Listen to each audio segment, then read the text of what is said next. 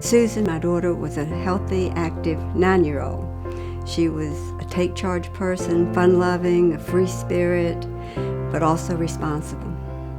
And she just loved to play and to go. In 1978, when Susan had just turned 9, she was in an auto accident. It was a brainstem injury, which bounces the brain around, so every area of her brain was affected. There was no prognosis except that she would not live, and if she did live, she would be a vegetable the rest of her life. That next morning, I went down to the chapel, and I was on my knees, and I said, God, I don't want her to live, because I was being selfish, and a good mother doesn't say that. It comes to here and you push it back down. But the minute I said, I don't want her to live, I said, but I promised you I'd be a missionary, and you didn't send me to the field. So if this is my mission in life, then I'm willing.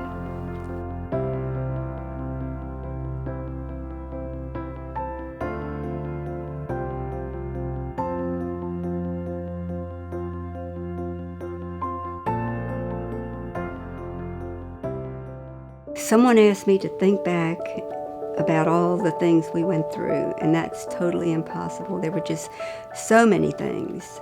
Not like in the movies when you wake up and they look around and say, where am I? It was certainly not like that at all. It was just very slow, and we just did day to day, whatever it took. And every now and then we would see little glimpses. Today, Susan is almost able to do all the things that she loved doing as a child. She's able to ride a 3-wheel tricycle. She has a 3-wheel scooter. She loves to ride horses. And all of these things were the things that she loved as a young child.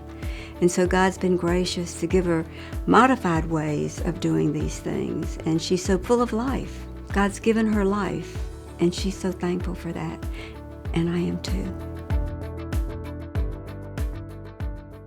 The whole prayer has been all these years is to get her as independent as possible so that when I'm not around, that she'll be able to at least have a happy life. And God has been very merciful to me to allow me to see the Mother Teresa villa that she was accepted in, which is a 12-plex with 12 individual apartments. Susan saw the Good Shepherd Church right next door, and she said, I want to go there. She loves the life group that comes every Tuesday morning.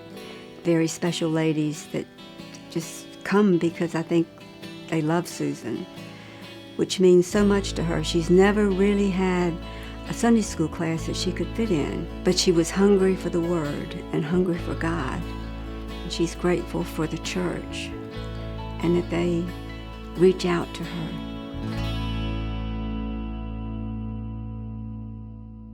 Over the years, Susan really has not had any kind of hobby because of her attention span. But somehow she came across decorating some vases, just taking a glass vase and taking some napkins and just decoupaging them on the vase. We came up with the name of the vases as being Vases of Grace. Susan loved doing these vases so much that we had 80 or more vases around the house, and I thought, what in the world are we going to do with all these vases that she has loved making? And a friend mentioned, well, why not try to get them in a little craft show? So I guess it was 2012, she was able to enter into a small little craft show, which she loved because she loves people, and she loved talking about her story, and she's not afraid to share who God is and what He's done in her life. It's been a real blessing. I like that one. When I'm working on my bases, all I can think about is how happy it makes me and how relieved I will be to help other people through their trials.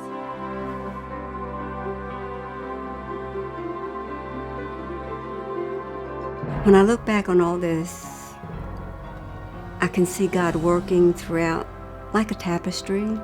And I know there was one scripture that kept me going. There were many, but one particular one was, all things work together for good to them that love God and to them that are called according to his purpose. And we just have to trust that he is in control. He will never let anyone go that are his children. He loves them, and he has a purpose for them.